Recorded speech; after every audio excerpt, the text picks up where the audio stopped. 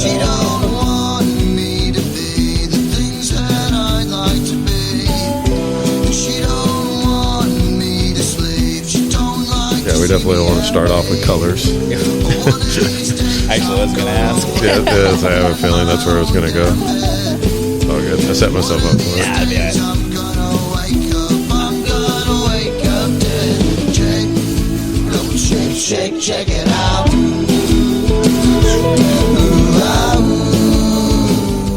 Check it out.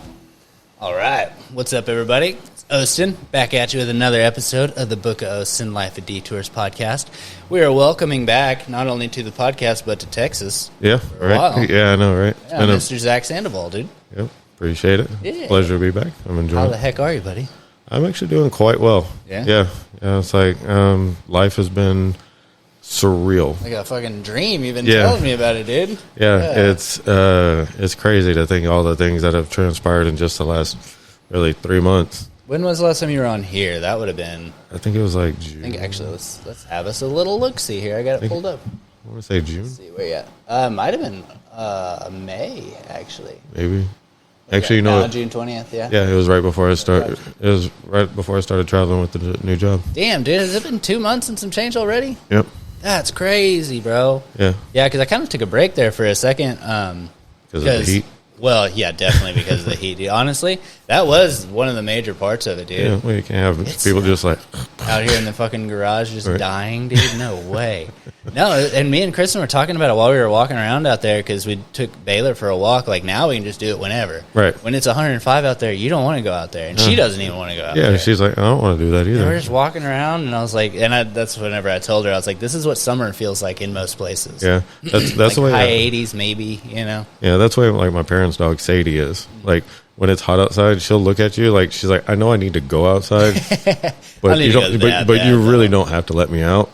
And then we do, and she comes and just sits. She won't even go potty. She just sits there at the door, like, okay, I'm out now. Let me go back in. That's how Baylor was, dude. Yeah. We'd open up the back door to let her out, and she'd just walk out there, kind of, no. And then, like, we'd already closed the door, so she'd just sit at the window, like, y'all can let me in anytime. Yeah. Come on, I'm done. Yes. Yeah, that's the way Sadie is. She's a character. Yeah, she doesn't like rain. She won't do the rain. You So- walk around in the rain, she will pull you back into the house. Oh yeah, Sadie is terrified of the rain and thunder. Like she'll actually go hide in the kitchen or in the my bathroom Nice. while when the storms are going, or she'll bury if I'm not there, she'll like bury herself in my bed. Dude, honestly, I don't think Baylor's really experienced many, like, full thunderstorms, and I've never had to, like, trip out. Yeah, We did have a pretty gnarly one, like, 2 weeks ago or some shit, but Yeah, no, I should have freaked out. Yeah, Sadie with my mom has these little CBD tinctures for dogs. Oh, yeah. Puts a little bit on her gums, and she's like, Was Sadie there whenever I went over there? um, Because I think your parents have been out of town every time I've been over there. yeah, I don't think the dogs were over there. Okay. Damn, I Yeah. like dogs, man. Yeah, and you still haven't ever met Max. I still haven't even met your fucking parents, dude. You've been to their house, but yeah, meet the parents. Right, dude? Yeah. All right. That's we kinda wild. need to fix that. Yeah, What's your mom's name? Jill. Jill. Jill. Her name would be Jill. Yeah, but everyone calls her mom.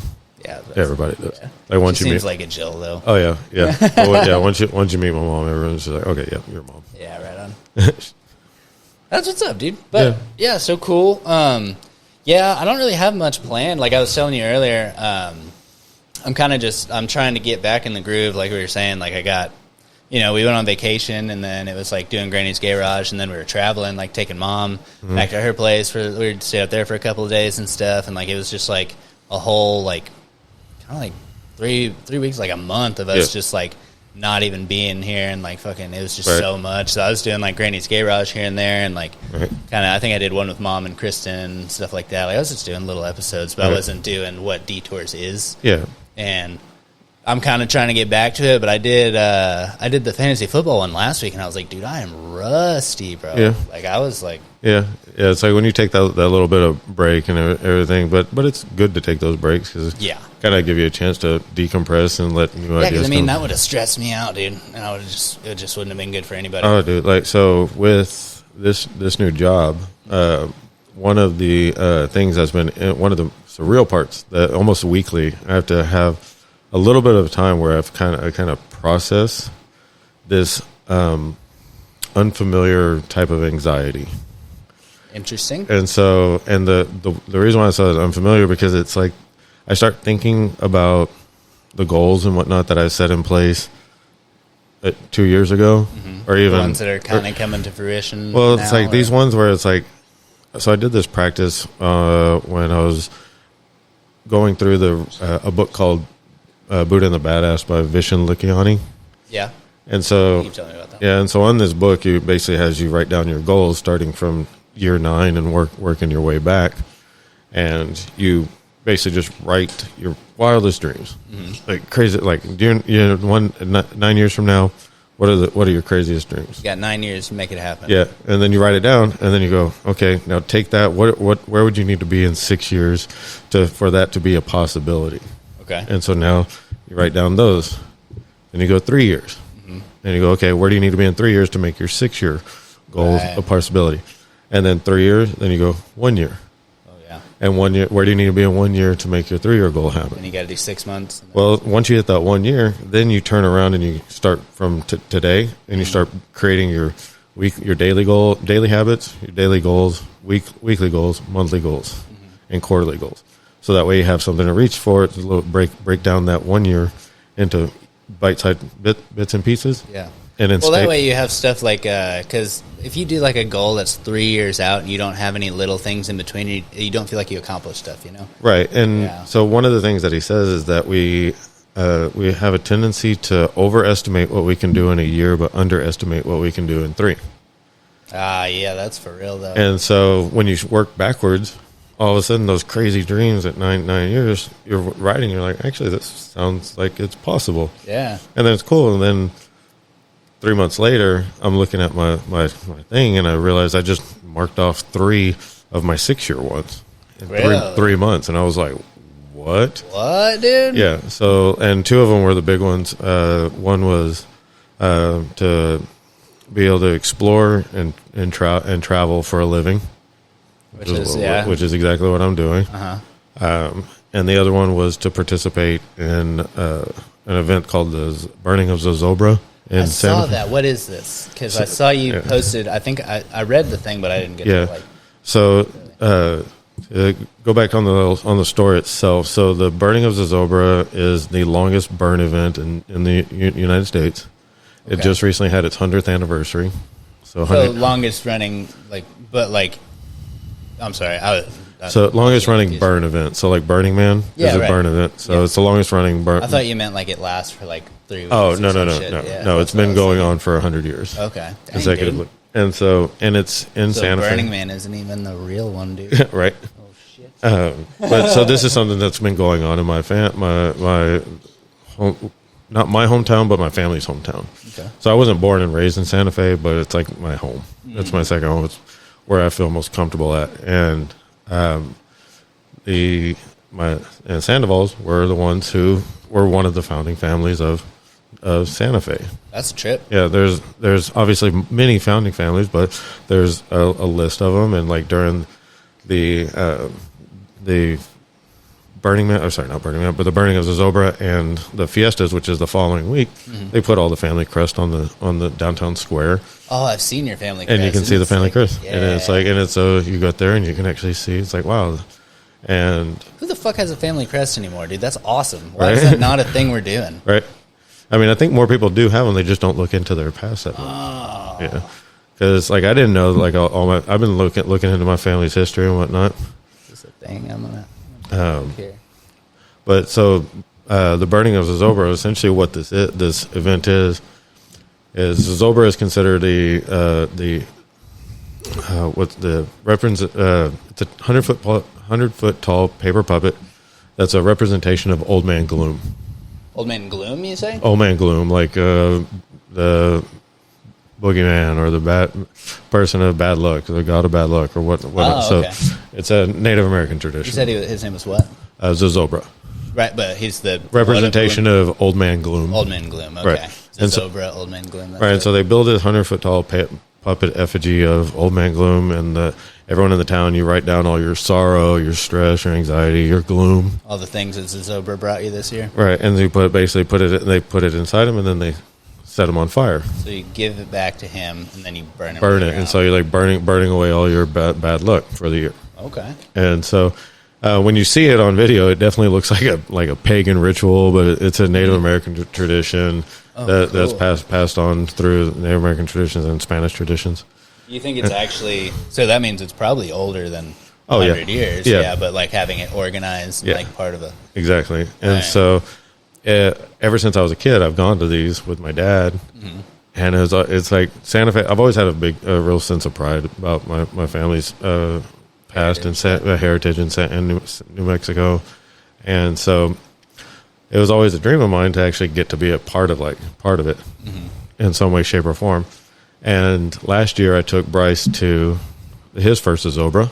Oh, what, for real? Yeah, so that was his first one to go to, and that's kind of where he built like his sense of his pride in our family. That's dope. Like seeing the family crest, and the organizer Joe Ray Sandoval, who's like a distant cousin, up on stage. Wait, he's the one that's organizing it? Yeah. Oh, fucking dude, you're tied in over there. Yeah, That's and cool. then so it was really cool to that year actually get an experience with Bryce, and I remember telling Bryce, I was like, man, it'd be awesome to do something with this. He's like, well, why don't you do it?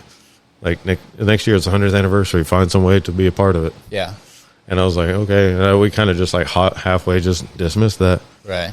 And then I started this job, and because of this job, we were able to organize a get together for my father's birthday, which involved me and my brother and my sister and Bryce and some of the other family members.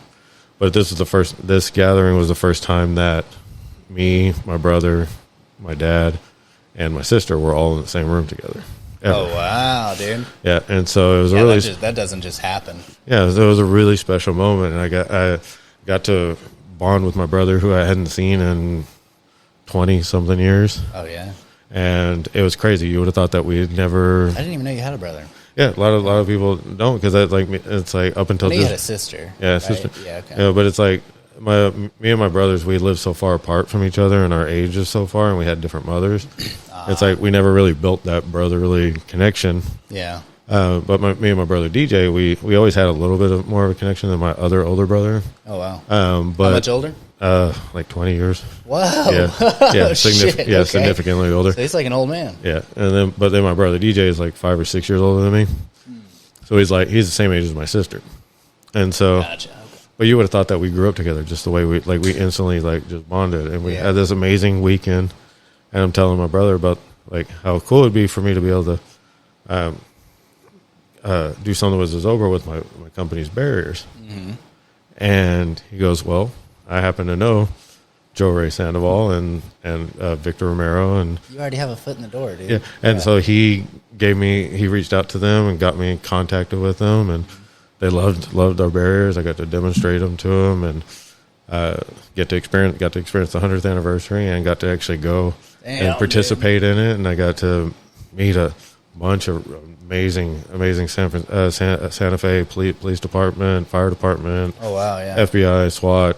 So you basically got paid to go do the thing that you wanted to do. Yeah. You know? And it's like, and I did it as a free trial. Like, they didn't pay for anything. Wow. And so I got to experience that. So you got to hook them up too, dude. That's cool. Yeah. And then the really cool thing is there's things now, there's the open line of communication. There's things that are in the works that could turn into some good business for our company, but it's just the fact that I was even able to accomplish that was just unreal. So I'm like, okay, so I can scratch that off my list. That's crazy, dude. Yeah. Where do they do it, you said? It's in Santa Fe, New Mexico. Well, I mean, like, do they do it in the town, or like? Yeah, it's in the town square. Oh, shit! So you got the town. Well, it's the town. 100. Well, you got the town square, and then it's about 2 or 3 blocks up where there's a football or baseball field. Ah, okay. It's like a park. That makes sense. sense. They put him up there, and it was dope. It was like they had drones. The music was perfect. It's like real ominous. And they actually have like stands for it. Like, What's that? Like, do they like baseball stands or anything? You can pay for it, but most people are just in the grass. Right on. Yeah.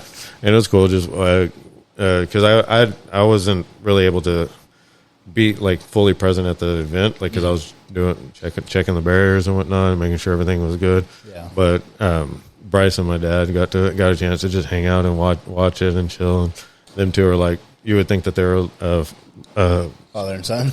no best Brothers? friends, best Yeah. friends from a former life. Yeah. Because they're like the same damn person, and they just sit there and they rip on me like nobody's business. Oh, dude, yeah. Yeah, but Yeah. the best part was on this last trip. Got to go take. Bryce has gotten into playing pool. Oh, yeah. I always loved playing pool. My dad's always been really good at pool, and so we're like, let's go to a pool hall for last night. Let's go play some pool. And the first game is Bryce and my dad. And I'm like going to go get food, and I come back, and I'm standing there, and my dad's like, "What the hell happened?" I was like, "What?" He's like, "He beat me." Wow. I'm like, no, way. he didn't. No, he Have you didn't. ever beat your dad? I beat my dad like maybe a handful of times, Yeah, if right. that. Like it's less than I can count. Less I can count on one hand. Yeah. I was like, First game? bullshit. And then so I was like, all right. And so then I get up there and I start playing. Make it interesting. Let's Yeah. fucking- And then he beats me. And I'm Bryson? like, yeah. I'm like, all right, shit. All right. So Okay. somebody's good. Okay. And then he plays my dad. But then my dad, he's warmed up. He beats Bryce. Right.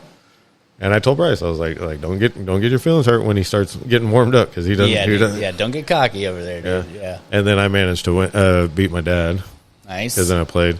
And then it was just me and Bryce, and I was just barely able to beat him. I was No, dude. because I had like 2 different 8-ball shots, real clean ones that I was just like that I completely just overthought Oh, really? and just shanked him. And I was like, oh my god, he's gonna beat me. Gonna get me, dude. I was like, Oh, nope, I can't let this happen. you just smoke all the balls. I was like, no, no. this game is horse shit.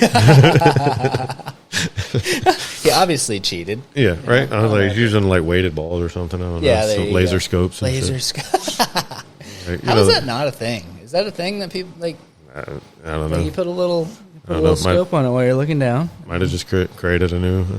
They probably would never allow it. Oh, probably not. Yeah, it's like using a crossbow. You know, it's way different than using a fucking bow. Bow and Yeah. arrow, yeah, I guess. Since you're drinking, I'm gonna drink as well. Sorry, I'm very thirsty. I didn't realize yes. I was that thirsty. So, but that, You're drinking more water out here, dude. but yeah. So life's been very surreal. Been having a lot of moments like that where, Yeah. and oh yeah, back to the anxiety thing where I was getting to. Is, Oh right, yeah. Is Glad you remembered. right. I was like, wait a minute, where was the point of that story? I do that a lot. Because my story is sidetrack. If you had never picked up on that. Oh no, I know. Yeah. We're in for a ride. Yeah. That's why we keep you around, dude. But yeah, so the anxiety. So it's like each week I'm like sitting there like looking at and adjusting and doing my journaling and everything, and I'll see these moments where it's like, okay, not only am I achieving some of these goals, but some of the goals that seemed like I just Nuts, threw out there, yeah. just like threw it out there into the universe, see how close we get to it, type thing. Not only now seem obtainable, they seem like to the point where I can actually almost just. You might have it's to there. rewrite this whole thing. Yeah, like I'm just like, holy crap! Like just putting it out in the universe, and then just living by that, by that list. Manifesting it, dude. Dude, it is. It's crazy. It's and one of the books that I was reading, they were talking about the equation is balance, believe, expecting. Desire, balance. No, desire, believe, expecting. Desire, believe, expect, or Right, expecting. So expect or expecting. So basically, what it is like, so you have a desire, the thing that you want, that, and then you believe in it. believe that you have the power to make it Right, occur, and then not expecting it to come to fruition or expecting it to come to you a certain way. Just expect that your desire and your belief will manifest it in some way, shape, or form, and you're expecting right. it to happen that way. Expecting, regardless of what the outcome or how it does, Yeah. you just expect that those two are going to equal out to this. Yeah, because I mean, like whenever you wrote down like being able to travel and stuff, you Yeah. probably didn't even think it would. Or well, you said to travel for a living, or what was your Yeah, what was your goal?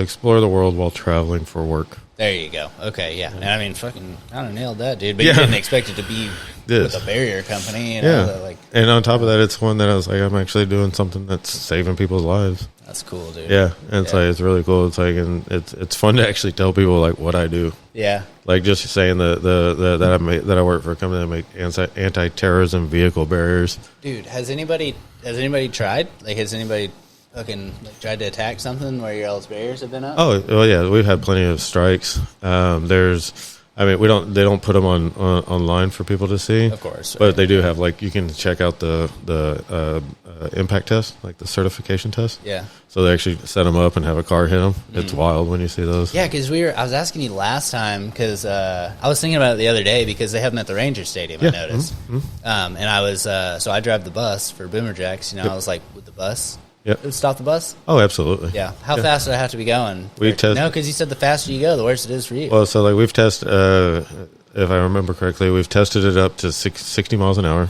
Okay.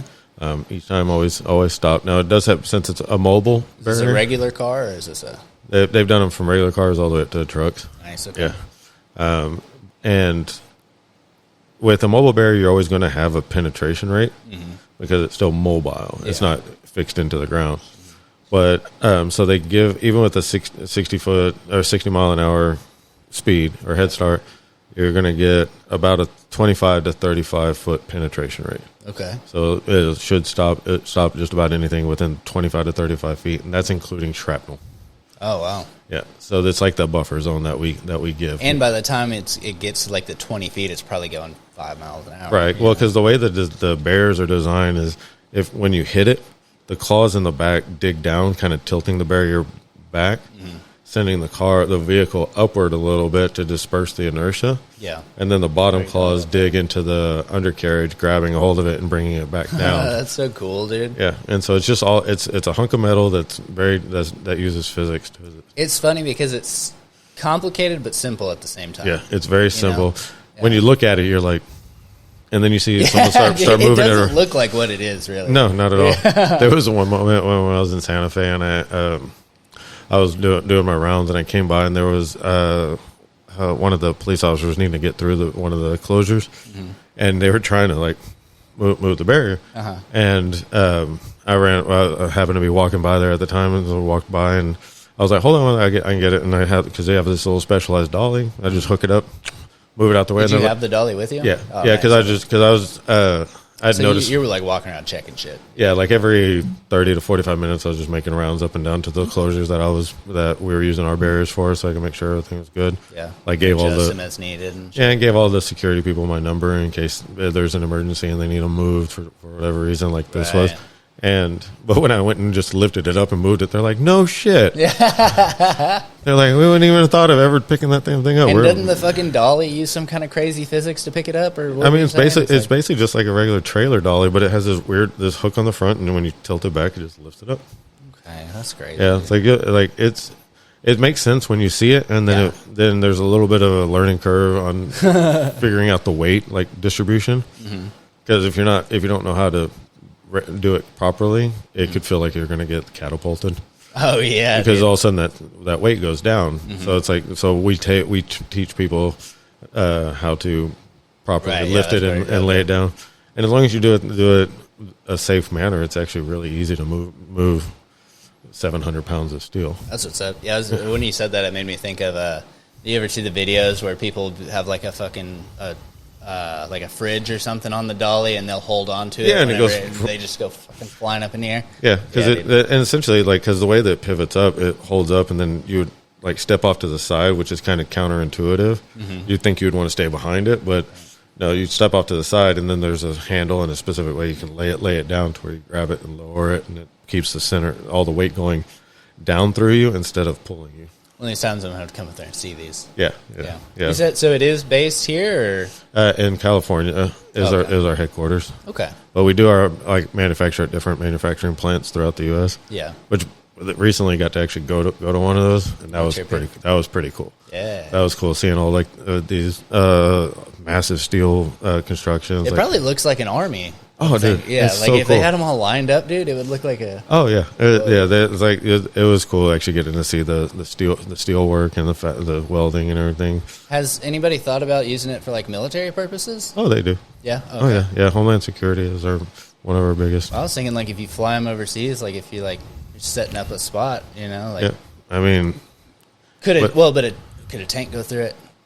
it would stop it still. I mean, stop it? I would imagine so. I mean, and they're never by themselves either. Yeah, no, it's Yeah, like if usually you're we going have through in a tank, you're gonna hit 3 of them. yeah, because we always have a chain together with steel cables. Yeah. So you can do it just one, and if you want to keep like traffic flow. Mm-hmm. Other ones you can hook with cables and increase its stopping I power. need to do a promo video with like y'all see how many it takes to stop a tank.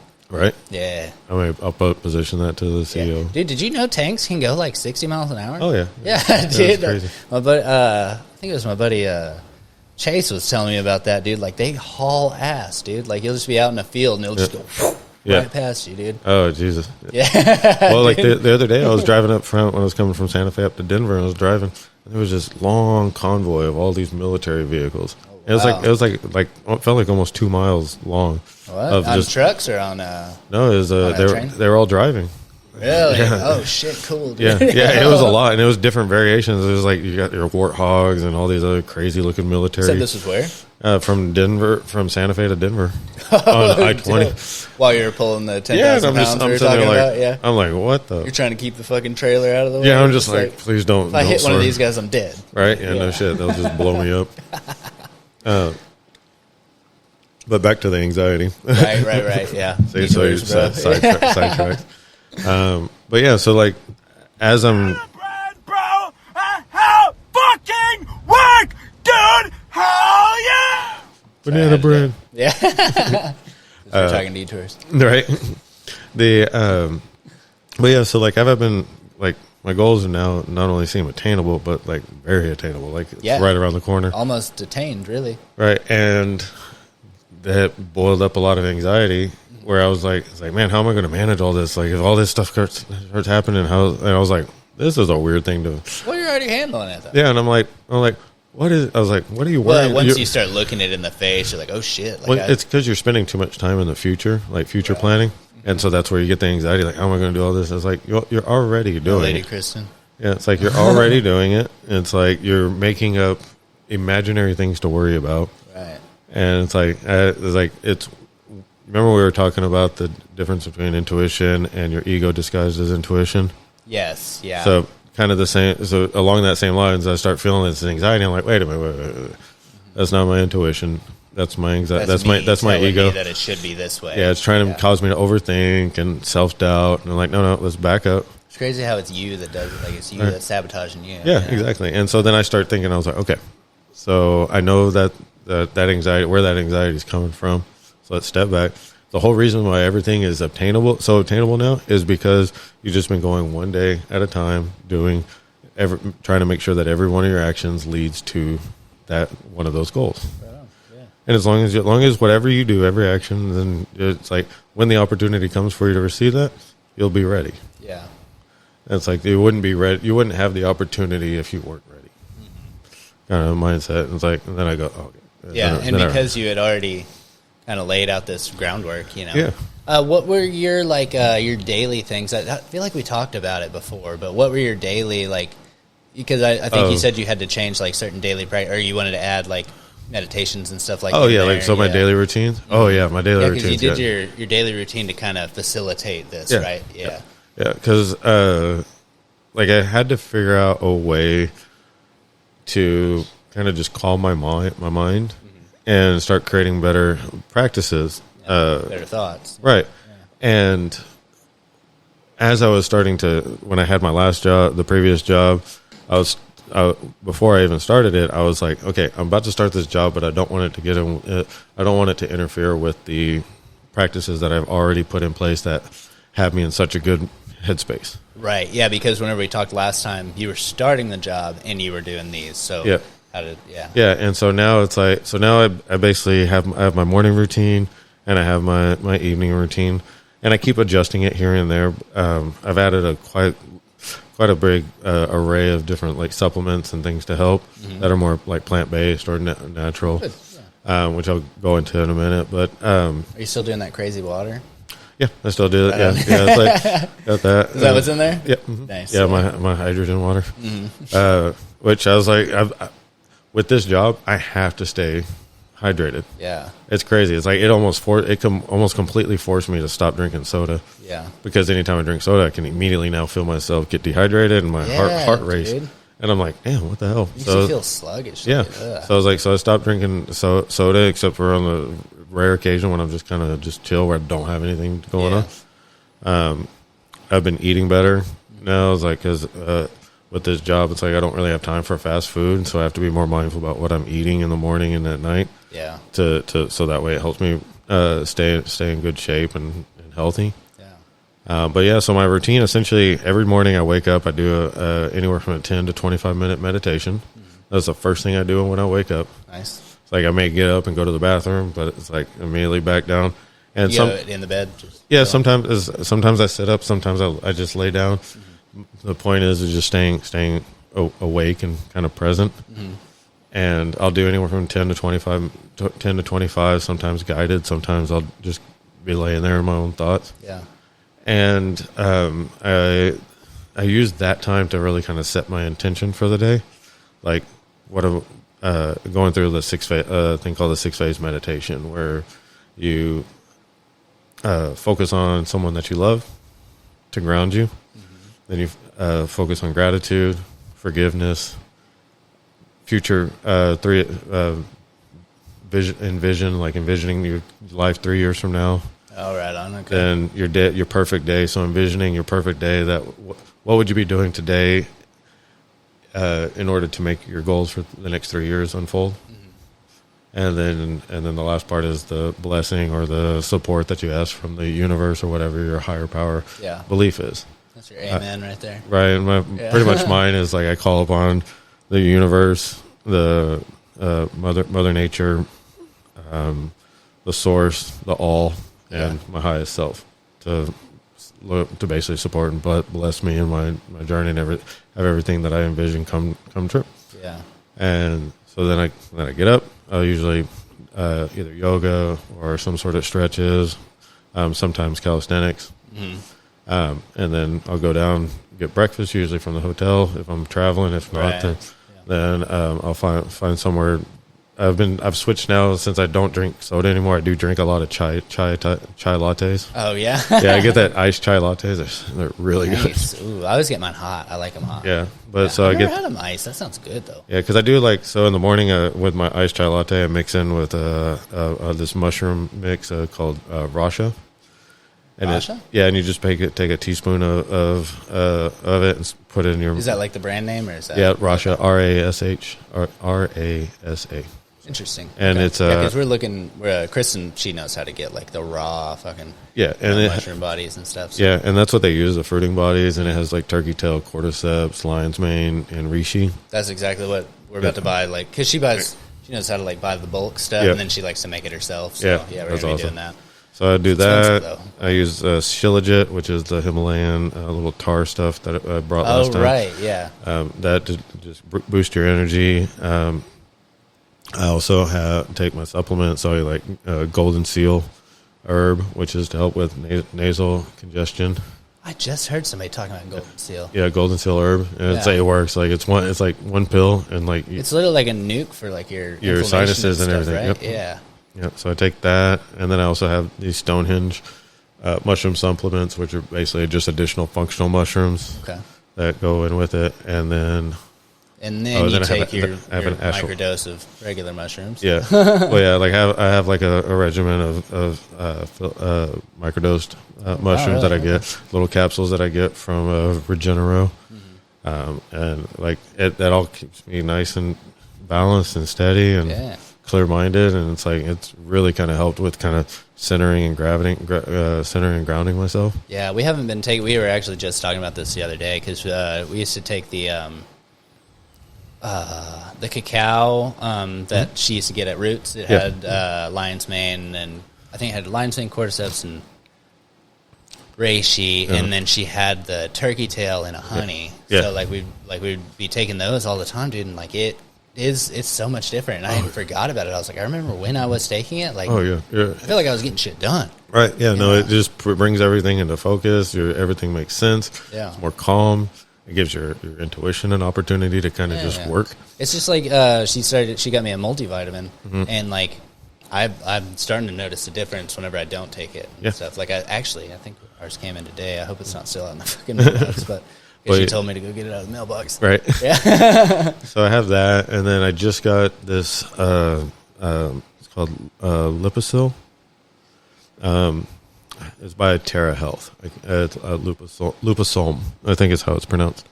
But it's just a spray to help with internal inflammation. Okay. As I was doing research and I found out that along with zombie cells, which I think we talked about that last time briefly. I don't know if we've talked about them, but I do know what you're talking about. But zombie cells is basically dead cells that haven't been flushed out of your body that take up space for healthy cells. So using the sauna, the cold plunge, and fasting. Yeah, help burn. The three things for those. Yeah. So what gives the zombie cells a place to function is through inflammation, internal inflammation. So if you think of like when you jam your thumb or whatnot, it swells up. Yeah. Well, imagine if your thumb stayed swollen for an extended period of time, you lose the function of that thumb. Well, that's the same thing happens to our internal organs or different organs. They get inflamed, and then they stay chronically inflamed, and then they develop diseases. Yeah. So Lipisolm is supposed to help with internal inflammation to help your organs function better. Interesting. And so I got that, and then my most recent one is Moon Brew. Moon Brew. Yeah, it's a magnesium supplement that's basically just a small little like shot that you take. That's a sleepy one, huh? Yeah, it helps. It has no melatonin in it because the studies have come out that too much melatonin can cause sleep deficiency. It can mess you up, dude. Yeah. And so, and a lot of times, the reason why we're not getting enough sleep is because one, our brain is out of sync and it's not producing the right hormones.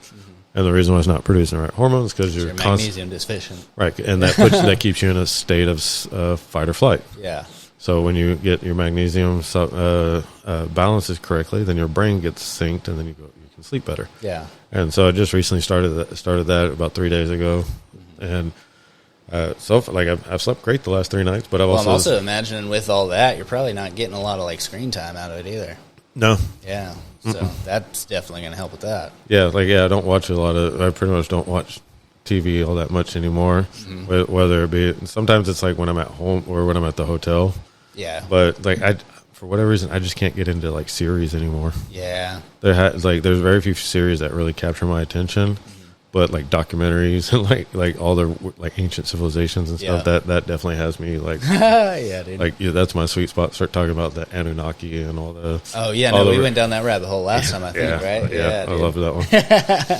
Yeah, if you want to know about the Anunnaki, dude. Yes. On that last one, dude, we went in depth on that one. That was crazy. Yeah, was it one of the coolest podcasts that I recently watched with Billy Carson on Andrew Schultz, Flabbergast. Okay, or Flagrant. Flagrant, yeah. And Andrew Schultz was hilarious. He said, "It's like just so you know, you can just take us as deep down the rabbit hole as you want to go. Nobody's fact checking." He's just like, yes, and. It's like just keep talking, and it was crazy. They just let him just talk, and I was like, holy crap! I mean, he makes a lot of sense if you just listen to him. Yeah. If you humble yourself and put your beliefs aside, and just listen as an interested party, and try to wrap your mind around what this person is trying to say. Yeah, because he presents it extremely well. Yeah, and you're like, okay, this makes sense, and he has facts to back it up.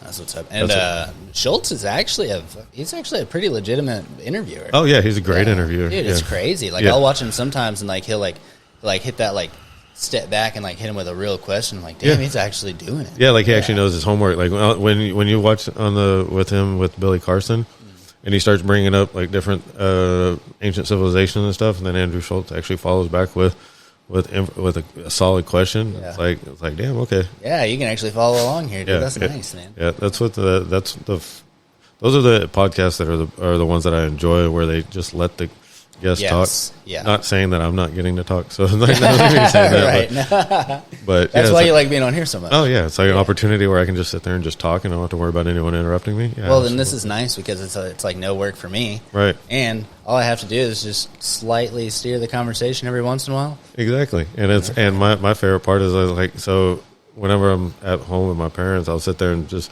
they're the ones that just get it all just downloaded on. Oh, yeah, they're getting fucking dumped on, And, dude. and my mom is like, she'll tell me, she's like, all right, our session's over, time out. Like Get off the couch. I can't take anymore.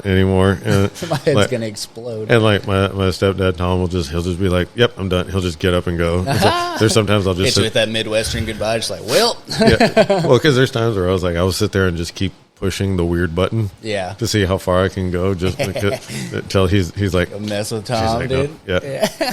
yeah, and then, like, but we go back and forth on that all the time. He messes with me right back. So Damn, Tom sounds cool. How have I not met this dude? yeah, you would like him. This is crazy. Yeah, it's a vast majority of my sarcasm is a result of him. Yeah, because he said he's been around for. Yeah, I've known him since I was 7 years old. Okay, that's what Yeah, it is. he was I remember my- being really young. Yeah. Yeah, I technically knew him more than my mom did before they started dating. Oh, really? Because he was my baseball coach and Yeah, my little league coach, right. and then my scoutmaster, and then my stepdad. That's crazy, dude. Yeah, I was like, man, he was running game early. I swear, right? Yeah, he got in good with the boy, dude. Right. That worked out. Right? Nice. Smart man. Well, hell yeah, dude. Like, so it sounds like you've got a good grounding about you and like a good idea of what your day-to-day plan is, Yeah. and then as well as like your like long-term plan. Is there a point where you're gonna have to like redo this, or I pretty much redo it all the time. yeah, like like the 9-year and the 6-year. Like, yeah. I go as I'm scratching them out, I'm adding different things into it. It's like to me, I don't see any point where I should be like, okay, I'm satisfied. yeah. Like, Well, what's your 6-year goal now? so Or well, let's start with what's your 9-year goal. If I don't know if it's like you like say it and it's like I mean, it's like I it's, can't tell you what my no. wish is or it won't come true. No. I was like, I can share it. It's different things such as like I want to get to a point where I'm curating my own art and music events. Oh, cool. Like I have an envision similar to like obviously I'm real big into music festivals and concerts, but I'm also anyone who knows me knows how much I love art. Yeah. And especially art, immersive art experience like Yeah, and Meow Wolf and stuff like that. So, I think you like a functional art piece as Right. well, like your little toys that you get and stuff like right, that. and I like making an experience. As anyone who's ever been to my old apartment, like it's like I like to make it. Everything that you touch is something. Yeah, exactly, exactly. And so, like I think I have a pretty cool idea as to how I'd like to curate a cool like an art event or something like that, and do that either as a side project, just a one-time thing, or even a multiple-time thing. Like that's one that I'd think would be really cool. And That's cool. You can create your own like Meow Wolf or something. either Meow Wolf or a traveling event, or Yeah. I don't know, but it. Oh well, yeah, Meow Wolf isn't. But those are set. Like, Some those are where they're the main ones are set, but they do have traveling ones. Okay. Like pop-ups, but like I have a vision for different ideas that I would love to do. And what's crazy is like as soon as I put that on paper, all of a sudden different people that align with it start are popping into your life. Yeah, I hope to. My 9-year will be where I'm doing an annual wellness retreat, That's what's up. which is something we talked about last time. In Arkansas. Arkansas, Santa Fe, Yeah. Denver, or Colorado area, like that kind of. Would it be like you want to do it like a different place every year? Or? Possibly, but like I've run into people. I've met people now that have shown interest in me just facilitating their wellness retreat or being part of it as one of the like, meditation guys or something like that. And I was like, okay, that's a different avenue than what I was even thinking about doing it. Where I was thinking I was like doing it all on my own. Yeah. And I mean, then there's this one's not a 9-year, but this is my 3-year, which that one's is me and Bryce spending a year in Denmark. Oh, what? Yeah, that's one. That's Wait, one why of Denmark? Is Is that where your roots are? No, yes and no. I didn't realize it was. It was just Denmark was kind of like in an area that I would like to go check out. I'm fascinated with Norse mythology and like Norway and Denmark, the whole Viking lore and all that. Let's see, where exactly is Denmark? Because I know, like, loosely. Let's see how close you are. Denmark. So, like, if you're thinking England, like, up to the right? Yeah, I think so. Oh, so just straight north of Germany. Okay. Yeah. Interesting. But yeah, it's a really pretty place. It's affordable. It offers like free college. Oh, Jesus. So Bryce will be able to do his first year.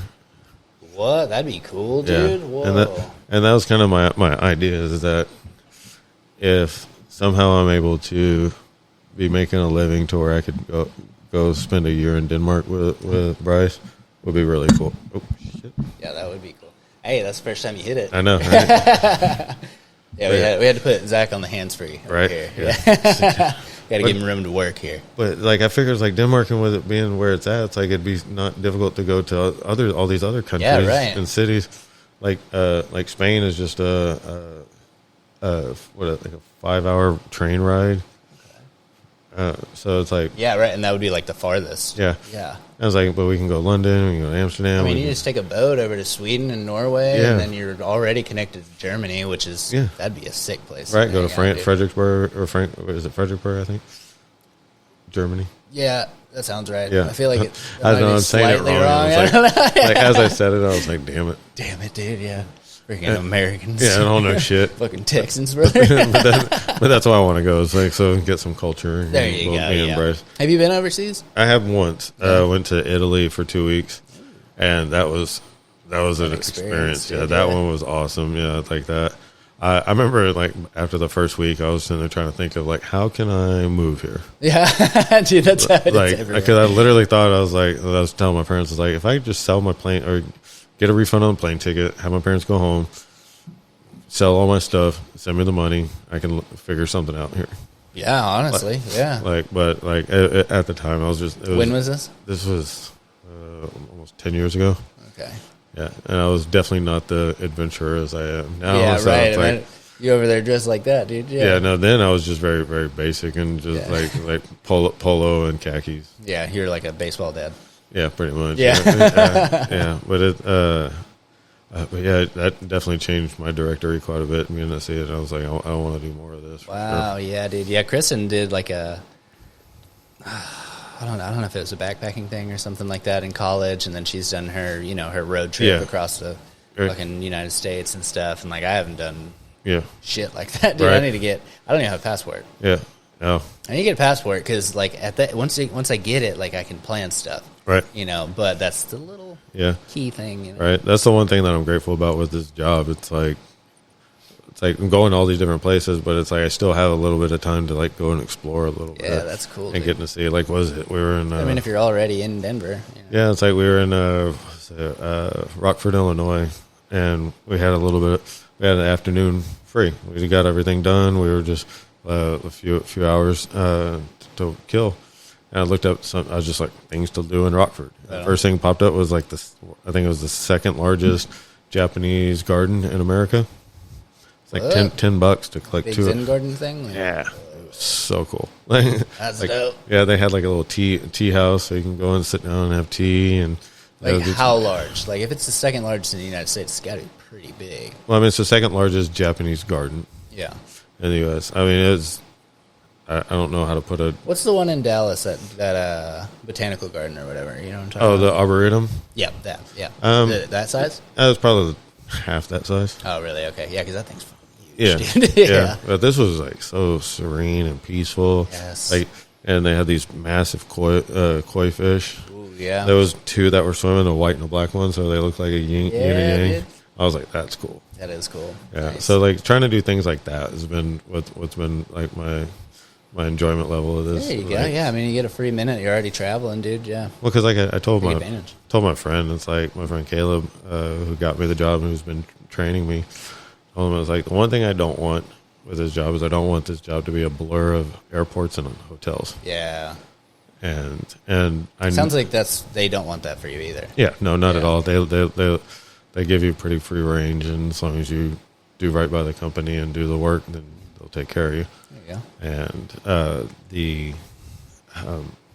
lost my train of thought. The airports and so Yeah, it's like because one of the you have things free time while you're traveling. right, because one of the realizations I had probably about 2 years ago was someone was telling me like, man, can you believe how fast how fast the time flies? And it's like and I started thinking about it, and I was like, if we repeat our days, if we have the same day over and over again, Oh yeah, then those days start all looking the same, and then that's why they go by so quickly. yeah. So I've been very mindful about trying to be trying to make every day a little bit different than the other than the previous, so that way I'm never repeating the same day. Okay. So by not repeating the same day, not every day blurs together, and what are you doing to do that? Like what? I just keep Just one small experience, or like it could be something small, it could be something significant, or it could be something like insignificant that I just happen to take notice of. Oh, cool. Like I try to be as present as I possibly can each day. Yeah. One of the practices that I do at night now is my evening meditation. And that one is a little bit different, where I do this practice where you count down from 3 to 1. The first part of it is you count down three times while you close your eyes, and then just kind of feel the energy at the top of your head start to roll down like a wave of relaxation of your physical body. Okay. Once you get all the way down to your toes, do count the number 2 3 times, and then you visualize a serene place where, like, somewhere that's peaceful to you. A happy place. Yeah. For me, there's a spot in Appleton, Wisconsin that I was recently at. Found this little spot in the morning to just go meditate at by the river. Nice. And it was just a really fast moving river, so the water sound was really calming. Very cool. Yeah. And so that's what I picture. And then once I have a firm picture of that, then I count 1 3 times, and then that basically puts your physical body, your mental, and your spiritual body all relaxed at the same time. And the more you practice that, the quicker you can get into theta level brainwave, which is the level that you want to be at when you're trying to go to sleep. Right. Okay. So your waking day, most of your day, you're spent in beta. Alpha is when you're in between sleep, and then theta and delta, theta, and gamma are when you're in your deepest sleep. Okay. So most of it is sleep. Yeah. Yeah. You just kind of have like 1 or 2 modes when you're awake. Right. Exactly. Do you ever try to do? I feel like I've heard of people doing like alpha brainwaves while they're awake. Yeah, you can. Is that a thing? Okay. Yeah. Alpha brainwave. So you're in alpha frequency the first 5 minutes of you waking up every morning. Interesting. And one practice to get yourself into alpha frequency at any time. Prolong it, or So as soon as you wake up, before you start your meditation, start counting from 100 down to 1, and that starts keeping your brain synced up with alpha as you're counting down. And you do that for 40 days. Okay. But every 10 days you cut it in half. So the first 10 days you do from 100 to 1. 10 to 20, you do 50 to 1, and then 30, 25 to, or 20 to 30, you do it 25, and then down to 10 on the last one. And then once you've done that, you now train your brain that anytime you count down from 10 to 1, it should switch your brain into alpha. Okay, yeah. So you're already in the state, and then you basically, like, is it Pavlov's dog? Is that basically training your brain to when it's being counted down to enter a higher level of frequency of things. And so what is the alpha? Is that just like a more like tranquil state, or? So you have so there's your conscious mind, and then there's your observer mind. Okay. And the alpha is kind of like, think of your conscious mind. Think of it as like your everyday workers at your job. People that just have that one job. They're your servers. Right, okay. Alpha is going to be more of in your, like the leadership role, the observer. You're seeing the problems exist, but you're not the ones actually fixing it. You're sending things in order to resolve it. Okay. So when you shift out of beta into an alpha frequency, then you're able to think more coherently and clearly and see it at a See large, like the bigger picture. bigger Kind of picture. deal. Okay, Yeah. let's see what this says. Type of brainwave that occur when the brain is active but relaxed, such as when a person is awake but not concentrating on anything in particular. Okay, so frequency range of 8 to 13 hertz. Yeah. I don't know if that, like, how would we, I mean, obviously you'd have to be, like, hooked up to something to know that. But Right. some benefits of alpha brainwaves include reduced stress levels, feeling calmer, increased creativity levels, easier absorption of new information, and improved performance. Okay. Right. And when you're in alpha frequency, that's where your intuition is Yeah, at there it its. is right there. Alpha waves are most commonly produced when a person is awake and resting with their eyes closed. They are also present when a person is daydreaming or meditating. Yeah. Yep. Yeah, and it's when your intuition is able to clearly communicate to you is when you're in alpha frequency. Okay, yeah. So you kind of Right. take yourself back a step, and you're closer to Right. your highest self, maybe. Exactly. Yeah. And then so you're conscious. So at night now, whenever I do that meditation, right before, once I'm in theta, I do what I started calling a shift change recap. Yeah. So think of it like whenever you're changing shifts with another manager Yeah. or person that's in charge, you give them a little bit of a review, right? Yeah. You're like, okay, this is some of the This is things what that happened today. This is what's going to affect you. yeah, you this, know, yeah. this is some of the things that I need you to know about. These are some of the things that we need to work on. Yeah. And that. So I started thinking to myself, I was like, okay, if I do this exercise, so you have your awake mind and your sleep mind. Yeah. So your conscious mind and your subconscious mind. When you're awake, your conscious mind is the one controlling everything. When you're asleep, your subconscious mind is controlling it. But if those two aren't ever talking to each other, Ah, right. Yeah. it's like intentionally talking to each other, then how sync are they really? Okay. So now at Hey, night, that's what we need to do while we're asleep. Yeah. well, so what I do is I ask myself 9 questions, and I've started framing everything in this 3-6-9, so 9, 6, and 3, with the various different exercises that I do. Right on. I was wondering about that. Yeah, but it's 9 questions, 3 apiece, that I go through, and so the first one is ask myself, what are 3 things that I experienced today? Okay. Nice. Yeah. So, and it can be anything. It doesn't have to be positive things. I mean, today me finding out about my dad having skin Right, cancer.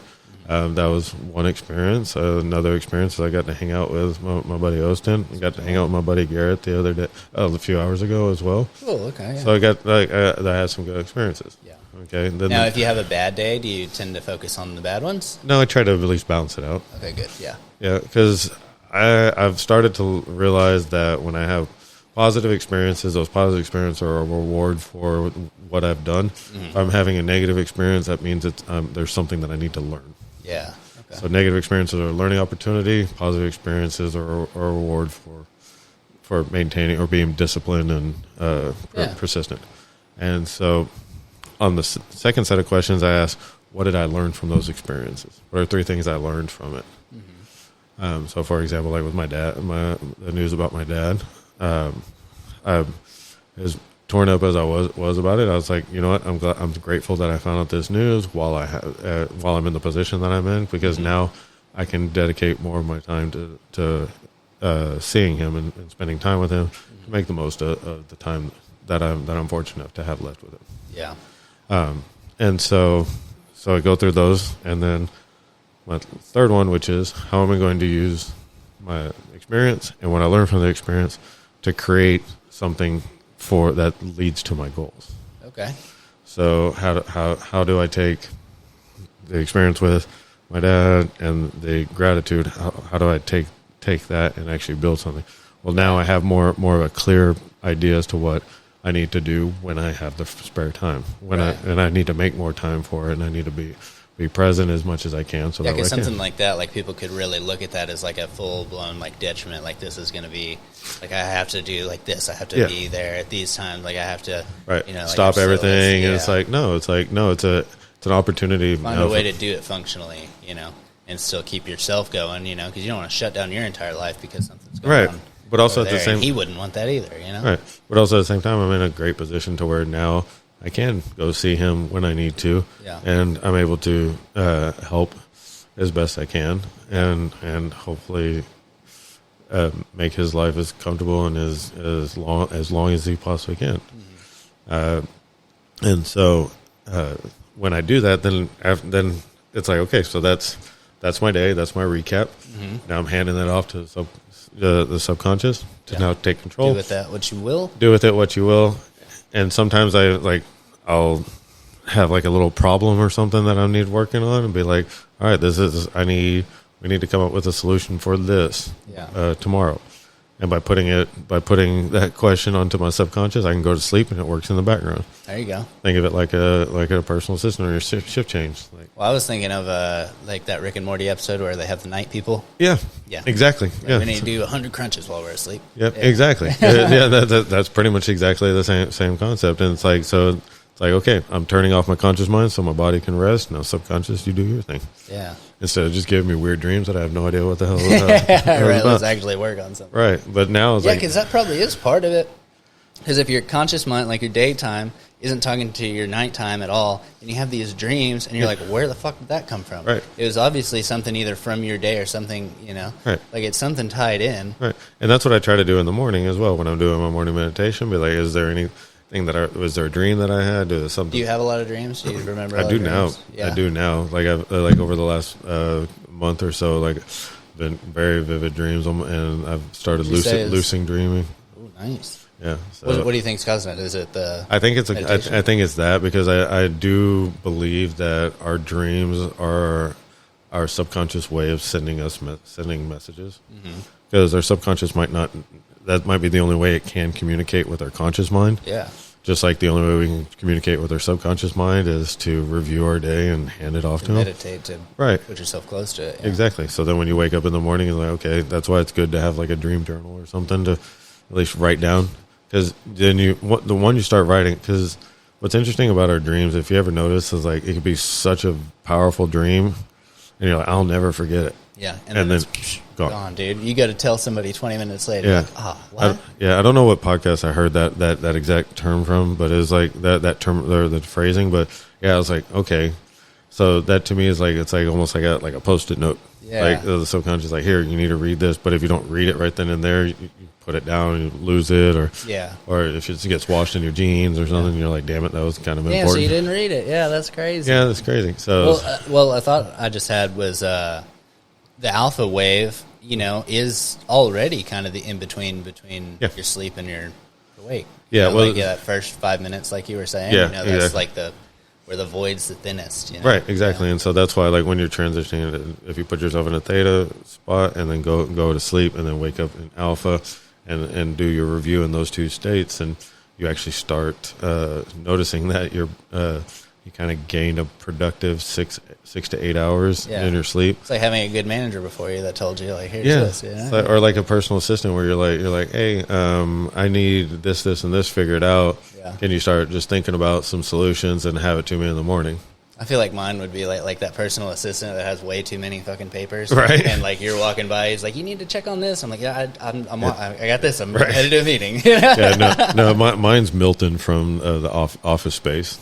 Oh no, that's my stapler. That's my stapler. Have you seen my swing stapler? We need to work on this. Yeah, and you're like, I know. It's like that was the last straw. That was the last straw. And just burns it all dude, down. Honestly, you might be the guy, like your Milton has already burned down the fucking corporate you, dude. Yeah. You know what I mean? So that's an if we have how much time are we we still have, I was thinking like an hour and a half. Okay, cool. Yeah. Okay. He's like, oh fuck yeah, dude. So I got a cool story that's gonna trip you out. Yeah. Okay, so a few weeks ago I went to a little music festival up in Oklahoma called Terp Float. Terp, like TURP? Yeah. Okay. TERP. Okay. Like turpentine. Right it's basically a weed festival. Okay, cool, yeah. And so I was like, I went out there because I had a weekend off in between jobs. I actually had like 4 days off. And so I was like, I'm going to drive up there because some of my friends, Frank, Ben, Haley, Frank's dad, Ron, and our buddy Ray, were there. And I was like, I'm going to go drive out there and just surprise them. There you go. It's like, and I was looking on their Instagram and like taking screenshots of the pictures that they're posting so I can try and triangulate where they're camp And so I did, and I like rolled up, and they're like, "What the? F- are you doing?" Yeah, dude. And so it was a cool experience. And so we're there, and it's just a small little festival, like maybe 500 people. Oh, nice. Maybe. Yeah. Not very big at all.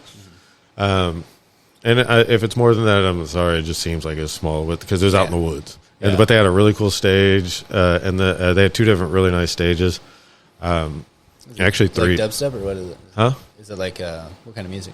It's a mixture, like jam bands, a little bit of EDM. Oh, okay. I couldn't tell you all of them because this story basically ended up in the greatest side quest I've ever been on in my sick, life. dude. Okay, yeah. And so, Fucking Detours. yeah. So we went to. So it was sunset, and we're gonna go down to the first set. So took our favors and everything, and went down. And so we're first there. Everything's starting to hit me, and I'm like, all right, let's go. We're having a good night. Yeah. And we're in the back of the stage, or the back of the crowd. And I look up, and I was like, is that a Yeti playing a saxophone? Ah. I was like, what the hell? I was like, I need to go all the way to the front. So we go to the front, and sure enough, it's giant Sasquatch playing the saxophone with like EDM mixes to it. Nice. And I was like, okay, this is wild. And he even came down and like right in the middle of the crowd and played the Rick Roll, the "Never Gonna Give You Up, dude, Never Gonna Let You on the Down." sax. And he's like, Yeah.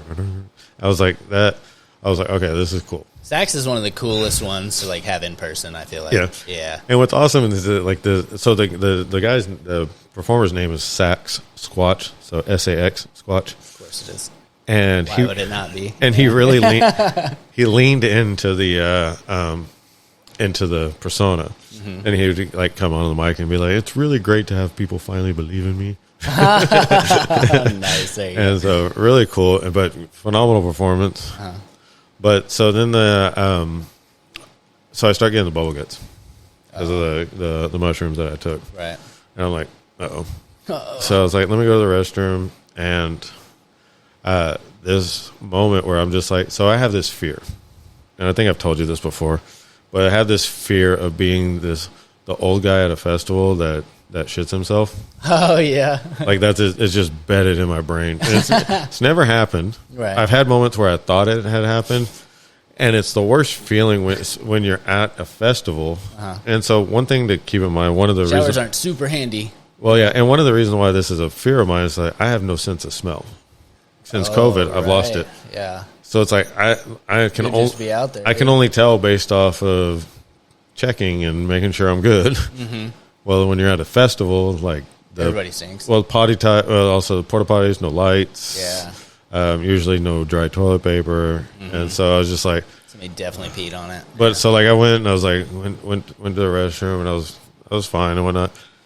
And then I get out of the stall, and I'm like, or the porta potty, and I'm like, all right, I have a decision to make, because one of the things before we came down the thing is I just put on my swim shorts, so I was just swim shorts, nothing underneath. Yeah. And I was like, the mushrooms are making me feel like the sweat is running down my leg. Yeah, and I'm right. like, so apologize about the grossness of this part, the first part of the story. I mean, it's integral to the story. It Yeah. sounds like. So, so I'm like sitting there. I'm like, okay, what do? Like, I brought my shorts on so that way I could maybe go down to the river. And I was like, let's just go down there, cool off, lay in the water. I'll feel better. Yeah. Because I know it's all psychological. I know I'm not doing that, but it's like when you're on mushrooms, it's like when you get that thought in your head, it's hard. Yes, you can't get rid of it. It's dude. hard. It's hard. Yeah. So And then you go try to poop like 4 times, and you're like, yeah, I gotta poop, dude. Right. So you're hyper focused on this stuff, and I'm like, I start walking down to the river, and then I realize that the river stage, the lights aren't on yet, and so I can't see anything, and it's dark. Yeah. And I'm just like, I'm like walking around in the dark, and I'm just sitting there, and I keep quoting the line from Django, the "Who's that stumbling around in the dark? Yeah. State your business or prepare to get wanged." Yes, yeah. So, and I'm just being a dork out in the woods. But then I start realizing, I was like, I'm out in the dark, and I can't really tell. It's real rocky. Yeah. And I'm in Hey Dudes, and I was like, I'm going to break my ankle and fall, and just No one's gonna find me. No one's going to find me. I'm New just fear unlocked, the old man that falls at the, at the Yeah. music festival. I'm like, awesome. So I was like, okay, river idea, not a great idea. Plus, I was in Hey Dudes, like, how am I even going to get into rocky water and everything? Right. You're going to fuck shit up, dude. So I was like, no. So I ended up just, so I was like, okay, I don't want to go back to the stage yet because I want to at least make sure that I want to freshen myself up, and make sure I'm good.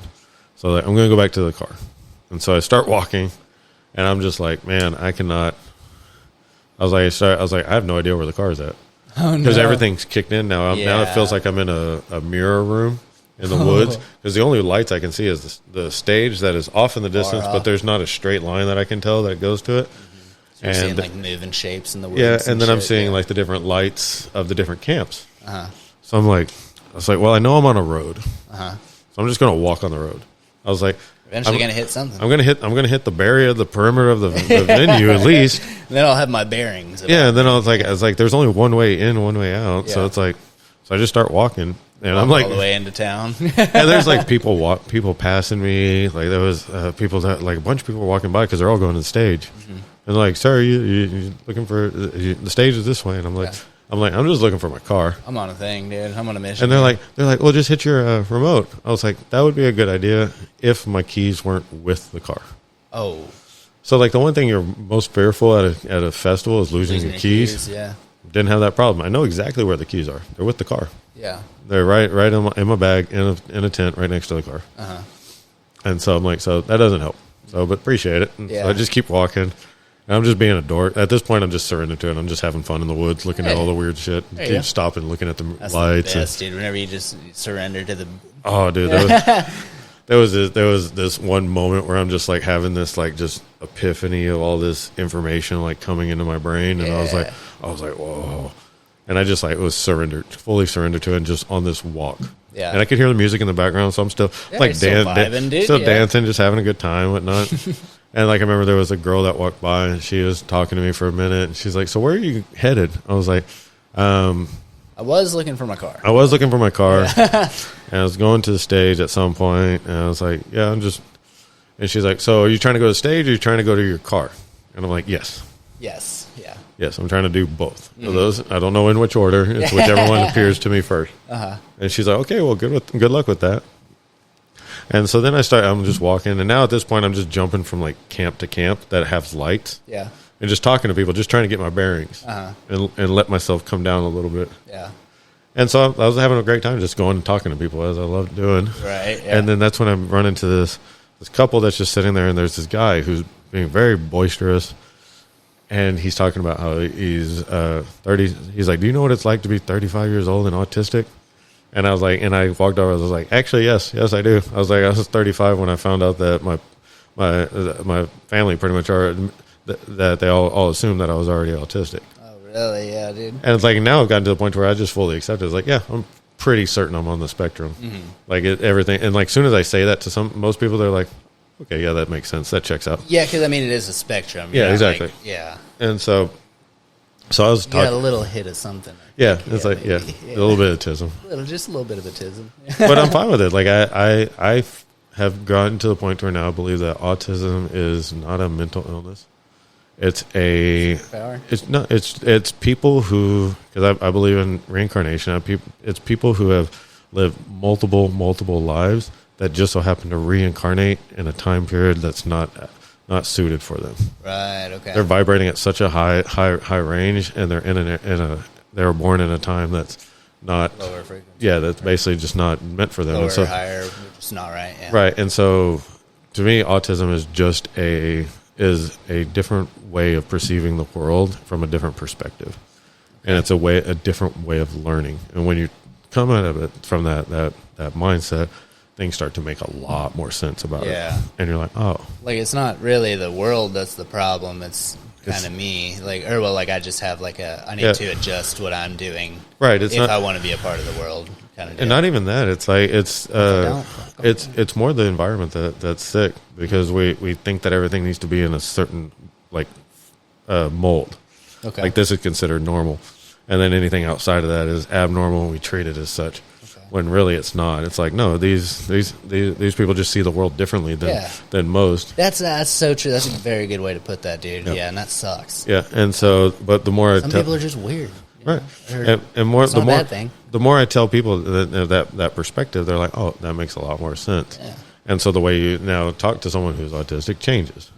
because now you're more of a curious mind than a judgmental mind, Right. thinking, oh, something's Like, wrong how with are it. you seeing things right Yeah, now? like you tell me, know? like Yeah. tell me how do you perceive this? Yeah. That's like you with the colorblind Yeah, thing. exactly. Like I would love to like just for like a day like see things through your eyes. Yeah, Just right. be like, whoa, dude. Yeah. Right. And so I talked to this guy, and it was cool, and he was calling me Santa the whole time. And he was like, Santa, for all I want for Christmas is a beard like you. Can I please just have this beard? And so it was cool. Gave the guy a hug, and then went off on the journey. And so then I'm like still walking around looking for my car, and that's where the weird shit actually starts to happen. So I'm walking up, and I see this street light. Okay. And it's just a pole with a light on it that's just in the middle of nowhere. And so I'm like, all right, so I'm definitely close to the back of the venue now at this point. But there's this guy that I saw earlier. So I saw him earlier in the day, and he's just sitting off in the distance by himself, Out there, dude. by a tree, white beard with a top hat. Whoa, Yeah, dude. and I'm like, and I walked up to him during It's like two wizards having a fucking conference, dude. right? And so I go up to him and early in the day, I was like, hey, man, I just want to tell you, fucking love your hat. Yes. Because I was also wearing a really nice hat at the time, too. Bet you were. It was like a newsboy plaid hat. It was like, you might have seen Oh, like it. okay, yeah. Like the Peaky Blinders Yeah, almost, okay. yeah. And so, but then I saw, all of a sudden I see him sitting underneath this light in the middle of the night. And I was like, I walk up to him, and he's just eating a sandwich and some Cheetos. And I was like, hey, I told you this earlier. The fella tell you second time, absolutely love your hat. He's like, thank you. So I start walking, and a few seconds, if not minutes later, I come walking past him again, but this time on the other side of me. Like I didn't make a circle. So you turned around at some point, or Apparently, but I don't remember turning around. yeah, I just remember just walking off away from him, and then next thing I know, I come walking like as if I went on a loop, but I didn't actually turn around. And so, the people that made the festival made that loop back there, so you wouldn't end up walking. right, yeah, right, probably. And so, like, I come back and I say to him again. I was like, "Hey, bud, I told you once, told you a second time, tell you a third time, fucking love your hat." Uh-huh. And he goes, "You're lost, aren't you?" And I was like, "Yep, Yes and no. yeah, yeah." It's like I know where I'm at. Dude. Like it's like I'm at the Turk Yeah, I'm at the festival. Yeah, festival, okay. so I know that. I know my car is like people ask me like, "Where's your car at?" I was like, "It's here." It's here. Yeah. Yeah, I know that much. It was like it's I'll not. know it when I see it. Yeah, when it's sun. I don't know why I'm so stressed about it because I can just wait till it's sunrise and then I'm good. Yeah. But Wait till Anyway, the so- mushies roll all right, over the and so too. so I was like, "What are you doing out here?" And he's like, "Have a seat." So he just sits down. So I sit down next to him, and I'm like, "Fuck it, I ain't got anything. I don't know where my car is at." Fucking wizard meeting commences. Let's And go, then we dude. just start sitting there and exchanging stories. And when I'm looking at this guy, and I'll show you a picture of him, but it looks like me, but as if it was an alternate version of me that had a rougher life. Oh wow. Yeah, like I mean, he even has like his tooth is chipped, just like Oh, mine, yeah. but it's a higher chip, Wow. white beard, and so we're just in there just talking, having a good time, and he's telling me stories, and I was just like, I'm fascinated by it because it was like literally just looking at a mirror of another version of me telling his whole life. Whoa. And I was like, well, this is really weird. This guy is real. This is Yeah. your imagination right now. Well, I'm still not entirely sure. Right, yeah. Because as we're sitting there talking, like in my head, I was like, people are walking by us. I was like, and like they're looking at us. Yeah. I'm like, what if he's not? what if I'm just sitting here just talking to myself underneath this light, and people are like, what the fuck? But then Yeah. that's when this couple comes by and they're like, Zach, how's it going? And it was like, and it was Shane and his wife, the Nice, couple that okay. I met earlier, and I was like, they're like, Zach, hey, how's it going? Did you ever fire your car? I'm like, nope, still looking for it. And they're like, that was like 2 hours ago, and I was like, yeah, I'm aware. Oh shit, was it? Yeah. Okay, yeah. And so, and then like, who's your friend? Or no, they didn't even ask who's my friend. They said, I was like, oh, this is Joe. He's also looking for his car because he was telling me he lost his car. Was as well. he? Oh Yeah. shit. Okay. And so, Two wizards out there lost their cars. and we're trying, and he's starting to get a little upset. So we want to make sure that we get his car situated first. By this time, we at least have a general idea. Like I'm 90% positive my car is like 50 feet to 50 yards that way. Okay. And he thinks his car is a little bit over this way. Yeah. So we do a little bit of investigative work, and we're like, well, what kind of car is it? He's like, because earlier he told me his name was Joe the Silver Samurai. Uh-huh. And he's like, well, my name's Joe Silver Samurai because I drive a silver 1983 Suzuki Samurai. Which I'm like, what is that? Yeah. Yeah, what the hell is that, dude? That sounds awesome. Yeah. And so as we're like walking, 1983. we kind of triangulate and we figure it out, and then sure enough, we find it. And it says, What? yeah, his kind of looked like that. Actually, more like that one without the Over here with the big top. Yeah. That's freaking sick, dude. Yeah. What? Yeah. And so we find it, and I'm like, oh my God, this is awesome. It's like, this is like the greatest side quest ever. Yeah. And like the couple, they're just like, this is awesome. And then we start Like telling. they're having a great time now. Yeah, and we're telling stories. We're going back and forth, and I'm like telling stories about my grandfather and like the first time he ever took me fishing, and Oh, so y'all are going in. yeah, we were telling all these really Yeah. crazy. And the way me and Joe were working, it was almost as if we were the same person telling the story. Like I would stop part of it, and he would just pick up like he was telling the same story, Oh, true. but it was his version, and then it would switch back. Yeah. And so anyway, so we finished with that. We ended up going back to leave him to go to my car, and we get back to we finally find my car, and like my friends Frank and all them, they're all just there. They're like, Zach, where the fuck have you been? And I'm like, bro, I've been on a journey. Yeah.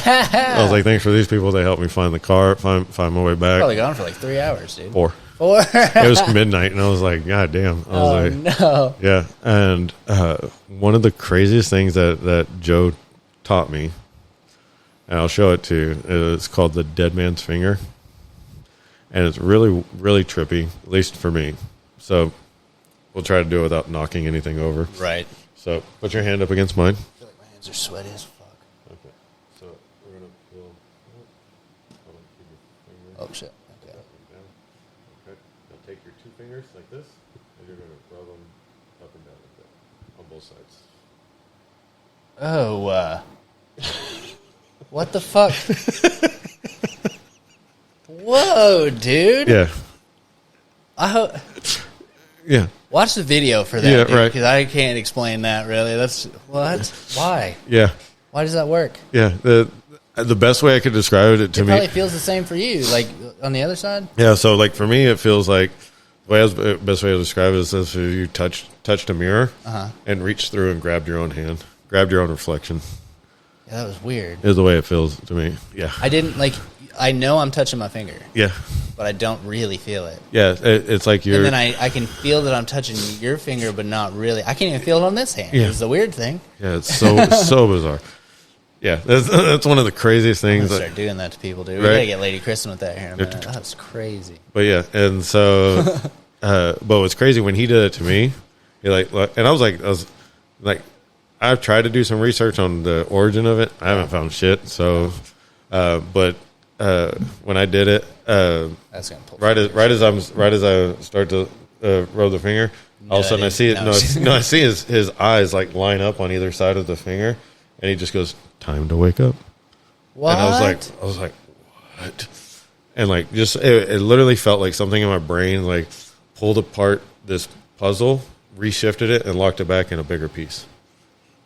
Does that make sense? I'm kind of glad you didn't do that to me, but I kind of wish you had.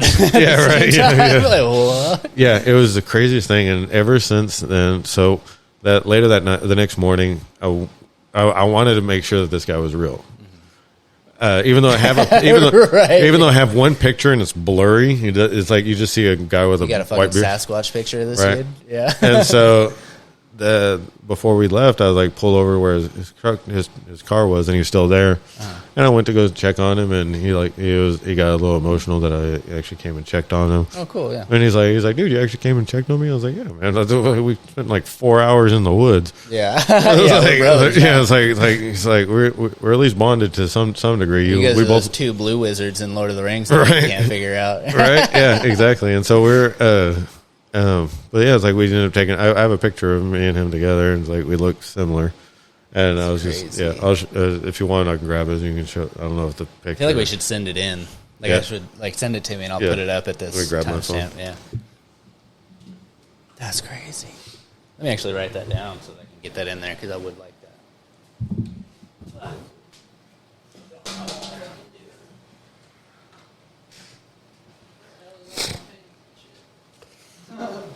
All right. So, Technical difficulties. Actually, so you want me to text it to you? yes. Okay. Well, give me an excuse to bust out my pen. I wish it is, man. Oh, nice. Ooh. I'm That's nice. What brand is it? I cannot. Oh, it's a independent guy in Mina. Wow. Yeah. I like that clicking mechanism. Isn't that nice? Yeah, that was really And nice. it's got a real nice, like, heavy feel to it. Yeah, it has a good weight to it. Yeah. Let's see. This is the boring part where the people are just listening to me going, But this is very important, and I will let you guys go after this, but I want to take a look at it and give you guys my reaction to him, of Right. course. So let me take the glasses off as well, actually. Get a real look at this blue wizard. there he is. Swear to God, if you pull up a picture of Sourman, I'm going to lose my mind. You know, I found that. Did you know that they make, like, you know how they do the Funko Pops? Funko Pop. What is You know, that? the little Funko Pop, the little dolls. Oh, that yeah. So they started doing a similar thing, but with ducks. So they have, like, rubber ducks, but they do. Oh. So they actually did a Sauron duck where he's, like, holding the eye and the white beard. What brand is that? Is that Funk Pop? Yeah, just to Sauron duck. Funk Pop. No, not Funko Pop. Just type, like, Sauron Rubber Ducky. yeah. Rubber duck. Yeah, there you go. Ah, that's funny. Where is it?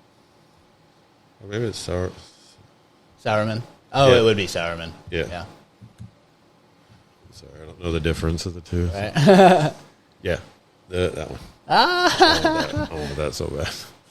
Well, how much is it on eBay? $29.99. That is funny, dude. Yeah. Oh, that looks like me. I love it, dude. Kind of does. But yeah, so you should have the picture now. Of the, Oh, right on. of- Oh, my phone's over there. God damn it. Okay. Yeah, I know. So then I'll just It's show also you. on airplane mode, so that wouldn't even work either way. Oh, wow. He looks like your brother from Arkansas, dude. Is he from Oklahoma? He's from Oklahoma. Of He course, he looks like he's from owns. Oklahoma. He said he owns property nearby. Wow. But yeah, like I've talked to him a couple times since then, and it's like he's a good dude. Yeah. But ever since then, That's the Oklahoma you, dude. right? Yeah, that's like if you grew up in the hills, buddy. But the Missing tooth is everything. right, That's but it's the same tooth. Though. That's what's crazy about it. Let's see if you got hit a little bit harder. Yeah. Yeah. Because like I chipped this tooth back when I was in like elementary school. Like Right, wasn't it a baseball thing or something? no, it was the you remember the parachute thing that you play in gym class.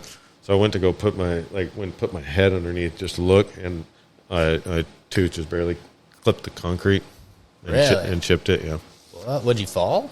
No, we were on our like hands and knees like doing that to get the parachute to blow up, and then like I went to go just put my head under, and like the parachute kind of just pushed my head down, Oh, dang, dude. and it just Oh, man. barely tapped it, and it cracked it. I was like, mother. Well, looks like we're living with that. Yeah. Well, like I had a cap. Just got my fucking adult teeth. Well, I had like a cap on it for a while, and then we were like roughhousing at Circuit City one day, and my buddy Mikey, Fucking Circuit City. the back of his hand caught it and just knocked the tooth, the Dang, cap loose, dude. and I was just like, fuck it. Yeah, you just can't win with that tooth, man. It was Yeah. meant to be like that. That's like, it's fine. It was meant to be like that so that you can meet Joe. Yeah, right.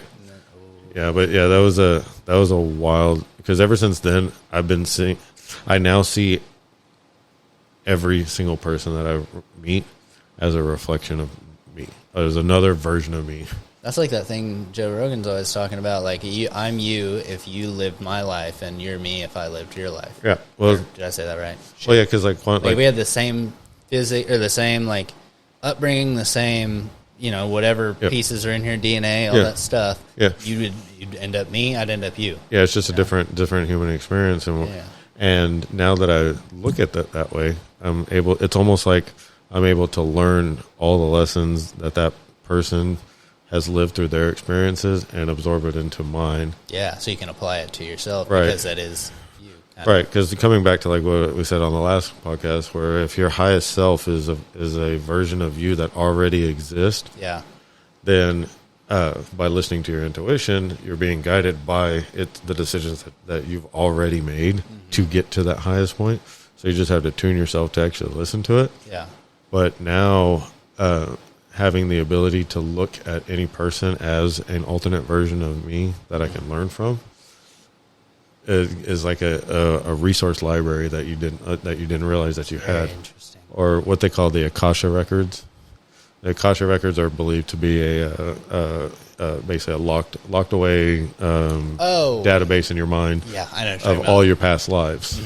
And so, is it also the thing that connects you to other people subconsciously? I mean, yes, Like and they're no. talking about like when the bow and arrow was invented, everybody all of a sudden had the bow and arrow, Right? and shit like that. Yeah, exactly. And so, going through look.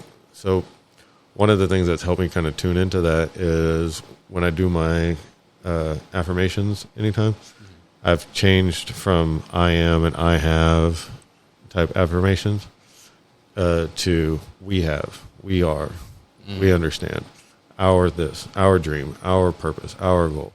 And the reason why I've switched from that, from I, is if you believe that there are infinite versions of you that exist simultaneously, both in the past and present, then and you're not out here on an island by yourself. right, exactly. And so by saying we and our, you're now basically shifting all of the different infinite versions of yourselves' attention onto your one goal. There you go. And now you have an infinite amount of support from all the different versions of you.